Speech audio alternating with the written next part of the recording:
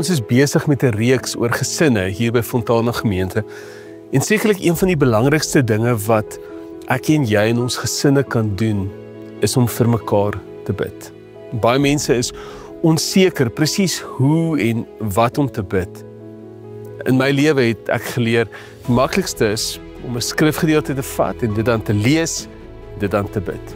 So ek wil jou oor die volgende paar weke moontlike skrifte en gebede gee, wat jy kan bid oor die huweliksmaat, oor jou kinders en ook oor die res van jou familie.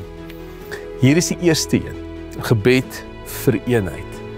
Efesiërs 4:3 sê die volgende: deur in vrede met mekaar te lewe, moet julle daarop toelê om die eenheidsband te bewaar wat die Gees bewerk het. So hier is 'n moontlike gebed wat jy kan bid.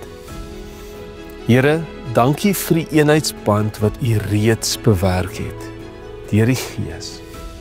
Help ons as gesin om werklik in vrede met mekaar te leef, deur mekaar lief te hê, mekaar te dien en mekaar te vergewe.